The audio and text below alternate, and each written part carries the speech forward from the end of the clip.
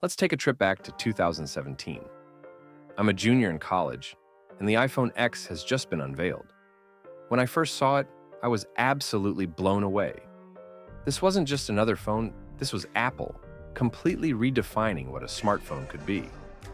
The edge-to-edge display, the seamless glass design, and that futuristic-looking notch. It was something entirely new, especially compared to the iPhone 8, which, while great in its own right, still felt like it belonged to the old generation. But the X?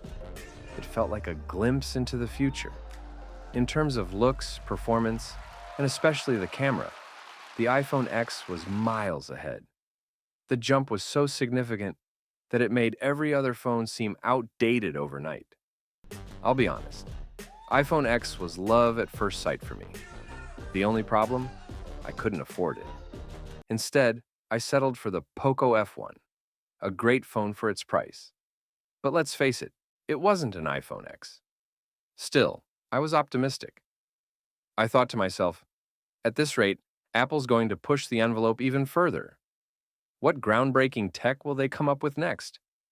I couldn't wait to see where the iPhone would go. Then came February 2019, and Samsung turned the tech world on its head by introducing the Galaxy Fold. My mind folded along with it. The concept of a foldable phone was straight out of science fiction, and now it was real. I could already imagine myself flipping open that foldable screen like I was in a futuristic movie. Naturally, I kept my eyes on Apple, eagerly awaiting their response. After all, Apple had to be cooking up something massive, right? They were the ones who had shaken the smartphone industry with the iPhone X, so surely they'd have something even more groundbreaking. Then, in September, Xiaomi enters the game with the Mi Mix Alpha, a nearly full-screen 4D phone with an insane screen-to-body ratio. At that point, it felt like every company was pushing the boundaries of what phones could be. Samsung was folding, Xiaomi was stretching screens to their limits. It felt like we were on the edge of a tech revolution. I thought, okay, Apple's going to drop something crazy any minute now. Maybe they're holding off, waiting to deliver the knockout punch like they did with the X. I was ready for Apple to blow my mind again. But when September rolled around, what did we get? The iPhone 12. Now, don't get me wrong, the iPhone 12 was a solid device. But let's be real here. It was basically the iPhone 11 with a few minor tweaks and a new name slapped on it. There was no bold new design, no groundbreaking features, it was just fine. And honestly, fine wasn't good enough anymore, especially not when the competition was doing things that felt like they were from the future. But I didn't lose hope. Fast forward to February 2020, and Samsung did it again with the Galaxy Z Flip. Not only were they folding screens, now they were flipping them too. And here I was, still holding on to my faith in Apple. I kept thinking, okay, Apple's just waiting. They've got something big up their sleeves. They're going to hit us with something revolutionary any day now. I was patient, I believed. But here we are in October 2024. In the past few years, we've seen so many incredible advancements in the smartphone world. We've got phones that fold, flip, and even triple fold. Huawei's pushing the envelope. We've got phones with built-in cooling fans, like miniature gaming rigs. Phones with 240-watt fast charging that can fully juice up in minutes. Phones with up to 24 gigabytes of RAM, basically making them more powerful than some laptops. Phones with 100x zoom and 100 megapixel cameras. We've even got AI-enhanced phones that adjust to how you use them in real time.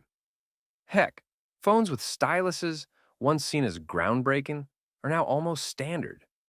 Every company is pushing innovation to its limits, and the competition is fierce. And then there's Apple. What did we get from them? A dedicated button to open the camera. Wow. 7 years after the iPhone X, and we're still looking at essentially the same design. Sure, we've had some incremental updates here and there, better processors, slightly improved cameras, some software tweaks. But where's the innovation? Where's that bold leap forward that Apple was once known for. It's like they've been stuck in time while the rest of the industry has moved on. Look, I used to be the biggest Apple fanboy.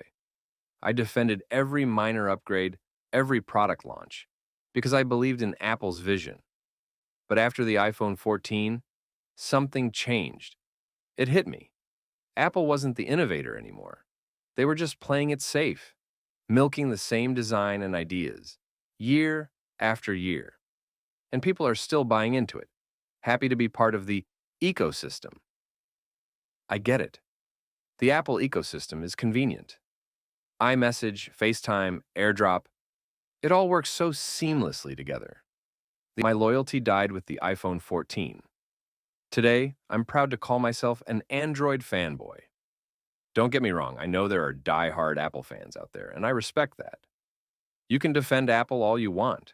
You can argue that the iPhone's performance is still top-notch, or that iOS is smoother than Android. But at some point, you have to face the reality. Apple has stagnated. They're playing it safe, recycling the same ideas, and the worst part? People are happily letting them do it. Now, this is just my opinion. If you feel personally attacked by any of this, well, maybe it's time to reflect on your life choices. Who knows, maybe next year you'll finally take the leap of faith and switch to Android. It's never too late. If you liked the video, please hit that subscribe button, share it with people you think they might also enjoy this video, and give us a thumbs up. It really motivates us to keep bringing you good content. Thank you and have a nice day.